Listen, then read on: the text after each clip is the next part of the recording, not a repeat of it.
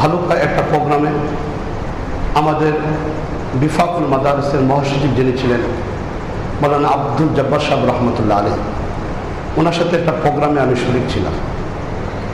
ওই প্রোগ্রামে দুপুরে যখন খাওয়া দাওয়া চলতেছে, ওই সময়টায় তিনি একটা কথা বলছিলেন, যে কথাটা আমার এখনো পর্যন্ত হৃদয়ের মধ্যে দাগ করে আসছে।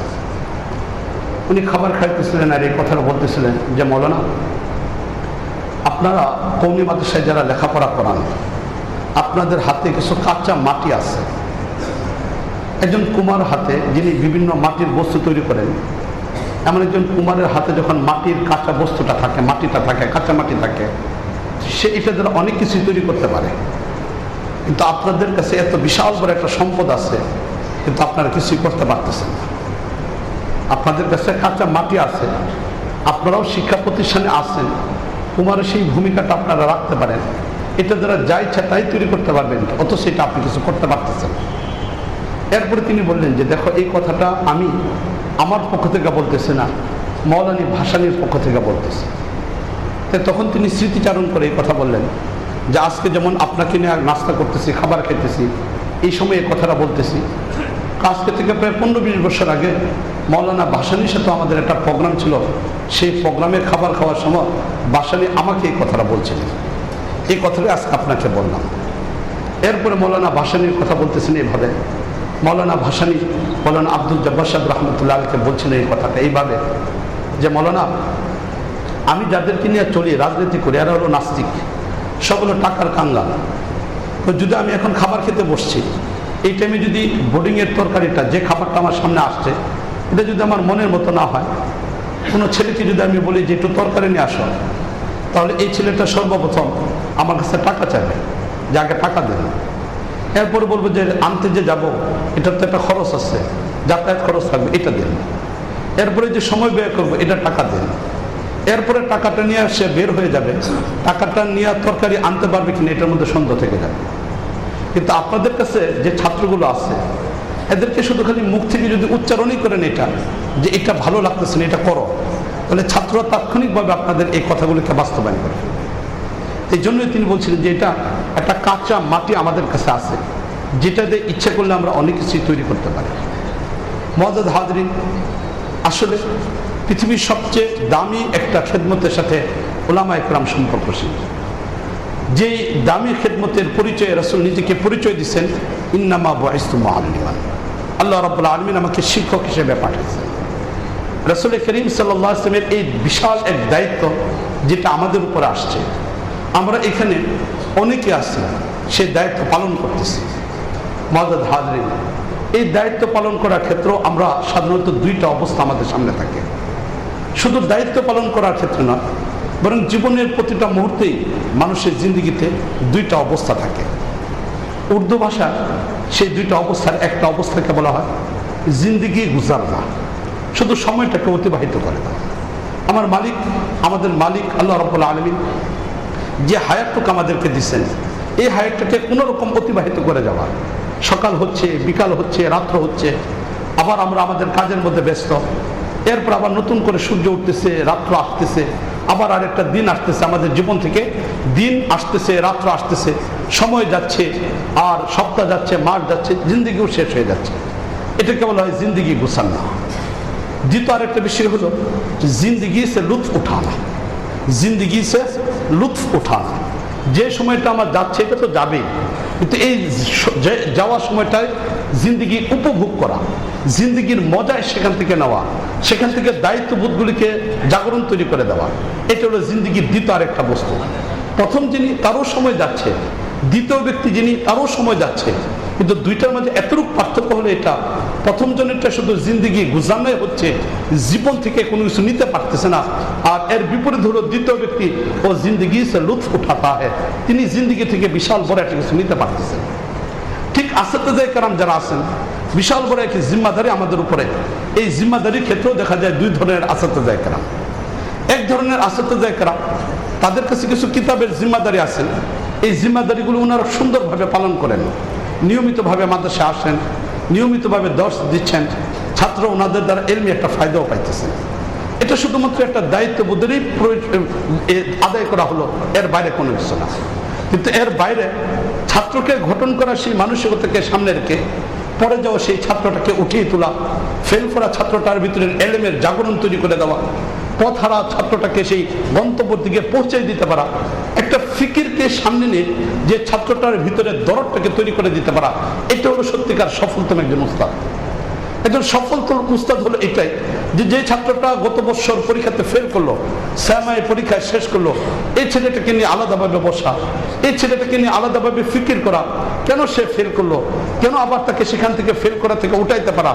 যে ছাত্রটা নিয়মিত প্রতিষ্ঠানে আসে না, উদ্দেশ্যহীন একটা ছাত্র, সে উদ্দেশ্যহীন ছাত্রটাকে উদ্দেশ্যের সাথে সম্পৃক্ত করে দিতে পারা, মাকসাদের সাথে ধরে রাখতে পারা, ঝরে যাওয়া থেকে তাকে সেই মূল ধারার সাথে নিতে আসতে পারা, এই বিষয়টা যিনি করতে পারেন তিনি মূলত সত্যিকার একজন সফলতম উস্তাদ। মুআজ্জাজ হাজরিন, সময়ের প্রেক্ষাপটে আজকে অনেক আগে বাড়তেছে। মাওলানা মুফতি আমির ইবনে আহমদ সাহেব একটা কথা বললেন, যে কথাটা আমি আমাদের শেখ, আমাদের মুর্শিদ শেখ আব্দুল মুমিন দামাত বরকাতুমের কাছ থেকে শুনছিলাম। 1957-তে যখন তিনি দারুল দেওবন্দ থেকে ফারেগ হয়ে আসেন, ওই সময় তিনি কুতুবে আলম শেখুল ইসলাম মাদানী রহমতুল্লাহকে জিজ্ঞেস করছিলেন যে হযরত, আমরা এখন কি করব, বাংলাদেশে গিয়ে এখন আমরা কি করব, ওই সময়টার ভিতরে আমরা কি করতে চাই। তো ওই সময়টার ভিতরে হযরত তখন বলছিলেন যে যখন কুতুবে আলম শেখুল ইসলাম মাদানী রহমতুল্লাহকে গিয়ে জিজ্ঞেস করলাম, তখন তিনি বলছেন এই কথা যে বাংলাদেশে কওমি মাদ্রাসার জাল বিছায় দাও, কওমি মাদ্রাসার জাল তোমরা গিয়ে বাংলাদেশে বিছায় দাও। এরপরে হযরত বলছেন এই কথা যে আমাদের জীবনের একটা সময় ছিল এটা, যে আমরা যেখানেই যাইতাম, বড়রা যেখানেই যেতেন তারা সেখানে কওমি মাদ্রাসা বিস্তৃত করার চেষ্টা করতেন, প্রতিষ্ঠা করার জন্য চেষ্টা করতেন। বাস্তবিক পক্ষে আমাদের বড়দের দিকে তাকিয়ে দেখেন যে মসজিদে বসে আজকে আমাদের এই প্রোগ্রাম, সেই মসজিদের বড় যিনি ইমাম সাহেব ছিলেন ফজলুর রহমান রহমতুল্লাহ আলাইহি, ওনার দ্বারা কতটা মসজিদ তৈরি হয়েছে, কয়টা মাদ্রাসা তৈরি হয়েছে। মাওলানা আরিফ রব্বানী সাহেব রহমতুল্লাহ আলাইহি, ওনাদের সময়ের একটা মিশনই ছিল এটা, মাদ্রাসা তৈরি করা। যেখানে যেতেন মানুষের সাথে আলোচনা করে মাদ্রাসা মাদ্রাসা মাদ্রাসা মসজিদ এই কাজগুলোকে করতেন। আমাদের অনেক বড়রা আছেন যাদের জীবনের মিশনে ছিল এটা। আলহামদুলিল্লাহ এখন একটা পর্যায়ে সেই মিশনটা অনেকটা বাস্তবায়ন হয়েছে। এখন আমরা যদি সেই প্রতিষ্ঠানগুলোকে আগে বাড়ানোর চেষ্টা না করি, যে কাজটা আমাদের আকাবিররা করে গেছেন 50 বছর আগে, আমরা যদি সেখানেই দাঁড়িয়ে থাকি, ওই কার্যক্রমটাই যদি আমাদের কার্যক্রম হয়, তাহলে তো একটা পর্যায়ে এমন হবে গোটা বাংলাদেশ শুধু মাদ্রাসায় ভরে যাবে, কিন্তু সামনে নেওয়ার মতো কোনো বিষয়গুলো আসবে না। এই জন্য প্রয়োজন হলো যে একটা সমন্বিত রূপকে সামনে রেখে ঐক্যবদ্ধতার মাধ্যমে এই কাজগুলিকে করে যাওয়ার চেষ্টা করা। এই জন্য আলহামদুলিল্লাহ ইত্তেফাকুল উলামা সেই বিষয়টিকে সামনে রেখে কাজ করতে চাচ্ছেন। আমাদের মনে রাখতে হবে দারুল দেওবন্দ নিছক একটা প্রতিষ্ঠানের নাম নয়, বরং দারুল দেওবন্দ একটা আদর্শকে সামনে নিয়ে কাজ করতে চাইতেছেন। দারুল দেওবন্দ প্রতিষ্ঠার মূল উদ্দেশ্যটা কি? সাওয়ানিকে কাসেম যে কিতাবটা আছে, যেখানে কাসেম নানুতুবি রহমতুল্লাহ আলাইহির জীবনগুলি মৌলানা মুনাজ্জার আহসান গিলানী রহমতুল্লাহ আলাইহি লিখছেন। মৌলানা মুনাজ্জার আহসান গিলানী রহমতুল্লাহ আলাইহি সাওয়ানিকে কাসেম 3 খণ্ডের মধ্যে লিখছেন। এর 3য় খণ্ডের ভিতরে কাসেম নানুতুবি রহমতুল্লাহ আলাইহিকে যখন প্রশ্ন করা হয়েছিল যে দারুল দেওবন্দ প্রতিষ্ঠা করতেছেন এর মাকসাদ কি, তখন 2টা উত্তর উনি দিয়েছিলেন। এই 2টা উত্তরই সাওয়ানিকে কাসেমে আমাদের আসছে। আমি যে একটা উত্তরের কথা মৌলানা আমির ইবনে আহমদ সাহেব আলোচনার মধ্যে উল্লেখ করছেন, এটা যে যখন কাসেম নানুতুবি রহমতুল্লাহ আলাইহিকে জিজ্ঞেস করা হলো 1806 স্বাধীনতার ঘোষণা আপনারা দিলেন, 1808-এ ব্রিটিশদের বিপক্ষে আপনারা যুদ্ধ করলেন, 1817-তে ব্রিটিশদের বিপক্ষে আপনারা যুদ্ধ করলেন, 1818-তে ব্রিটিশদের বিপক্ষে আপনারা যুদ্ধ করলেন, 1833-এ ব্রিটিশদের বিপক্ষে যুদ্ধ করলেন, 1857-তে 2 দিক থেকে আপনারা যুদ্ধ করলেন। এত বিশাল যুদ্ধের মধ্যে লিপ্ত থাকার পরে একের পর এক ব্রিটিশদেরকে দেশ থেকে তাড়ানোর পরে এরপরে 1866 30 মে যে দারুল দেওবন্দ প্রতিষ্ঠা হতে যাচ্ছে, তখন ওনাকে জিজ্ঞেস করা হলো এই কার্যক্রমকে বাদ দিয়ে এখন শিক্ষার কার্যক্রমে কেন আপনারা চলে আসতেছেন? তখন কাসেম নানুতুবি রহমতুল্লাহ আলাইহি একটা উত্তর এটা দিচ্ছেন যে মূলত আমরা বিশাল যে সাম্রাজ্যের অধিকারী ব্রিটিশ সরকার, যাদের রাজ্যে কখনো সূর্য অস্তমিত হয় না, এদের সাথে সরাসরি আমরা সেই সশস্ত্র আন্দোলনের মাধ্যমে স্বাধীনতা অর্জন করতে পারবো না। এই জন্য আমাদের স্বাধীনতার রূপরেখাটাকে, কার্যক্রমটাকে পরিবর্তন করে নিলাম, শিক্ষার কার্যক্রমটাকে সামনে রেখে আমরা সেই দিকে আগানোর চিন্তা ভাবনা করলাম। এই জন্য কাসেম নানুতুবি রহমতুল্লাহ আলাইহি এই কথাটা বলছিলেন যে আমরা নতুন করে একটা ক্যান্টনমেন্ট তৈরি করতেছি, সেই ক্যান্টনমেন্টের ভিতরে ছাত্ররা তৈরি হবে নিজের স্বাধীনতা সার্বভৌমত্বকে রক্ষা করার জন্য। কিন্তু সেই ক্যান্টনমেন্ট যেন কারো কাছে ধরে না পড়ে যায়, এর জন্য এলেমের চাদরের দ্বারা সেটাকে আমরা ঢেকে রাখতে চাচ্ছি। মুআজ্জাজ হাজরিন, প্রতিটা মাদ্রাসা এক একটা ক্যান্টনমেন্ট, যেখানে ছাত্ররা, সৈনিক, আসাদুজ্জাহ কেরাম, সেই প্রশিক্ষণদাতা যারা নিজেরা বিশেষ এক মাকসাদকে সামনে রেখে, রাসূলের ফিকিরগুলিকে সামনে রেখে আদর্শ নাগরিক তৈরি করবে। দ্বিতীয় নম্বর, সাওয়ানিকে কাসেমের আরেক জায়গায় কাসেম নানুতুবি রহমতুল্লাহ আলাইহি বললেন এই কথা, লর্ড মেকেল যে শিক্ষা ব্যবস্থাকে চালু করেছিল, সেই শিক্ষা ব্যবস্থার ধারাই ছিল এটা। ভারত উপমহাদেশে এমন কিছু শিক্ষা মানুষকে তৈরি করতে চায় যারা শিক্ষার দিকে শিক্ষিত হওয়ার পরে রং এবং বর্ণের দিক থেকে ভারতে থেকে যাবে, চিন্তা চেতনার দিক থেকে ইউরোপের খ্রিস্টান হয়ে যাবে। আজকের আধুনিক শিক্ষা, জাগতিক শিক্ষা আমাদেরকে সেদিকে নিয়ে যাচ্ছে। এর বিপরীত কাসেম নানুতুবি রহমতুল্লাহ তখন বলছিলেন যে আমরা ভারত উপমহাদেশে এমন একটা শিক্ষা ব্যবস্থাকে চালু করতে চাই যে শিক্ষায় শিক্ষিত মানুষগুলো রং এবং বর্ণের দিক থেকে তারা ভারত উপমহাদেশে থাকবে। এর পাশাপাশি সেই তুর্কিদের তৈরি করে দেওয়া রাসূলের কারীম রওজার উপরে সবুজ গম্বুজের নিচে শায়িত রাসূলের চিন্তা চেতনার হামেল হবে, অধিকারী হবে। এই জন্য মুআজ্জাজ হাজরিন, বিশেষ এক মাকসাদকে সামনে রেখেই মূলত আমাদের এই কার্যক্রম। আমাদের মনে রাখতে হবে এই কথা, গোটা পৃথিবীতে যারা নেতৃত্ব দিচ্ছে, সেই নেতৃত্ব দেওয়ার জন্য, জনসাধারণকে কাছে আনার জন্য দুইটা পদক্ষেপকে সবচেয়ে বেশি পরিমাণ নেওয়া হয়েছে। এমন যে একটা পদক্ষেপ সেবা, দ্বিতীয় পদক্ষেপ হলো শিক্ষা। আজকে আমরা আমাদের বাংলাদেশেই দেখি যে মিশনারি যে আমাদের দেশে কাজ করতেছেন, এই দুইটা বিষয়কে সামনে রেখে তারা কাজ করতেছেন। এই কারণে যদি সত্যিকার অর্থে এই দেশের চিন্তা চেতনার মানুষগুলো আমরা তৈরি করতে পারি, পরিবর্তনের একটা ফিকিরকে যদি আমরা দেখতে চাই, তাহলে অবশ্যই আমাদের কাছে যে সম্পদটা আছে, এই সম্পদটাকে দেশ এবং জাতি গঠনের জন্য, তৈরি করার জন্য আমাদের চেষ্টা করতে হবে। আসুন, আমরাই পারবো।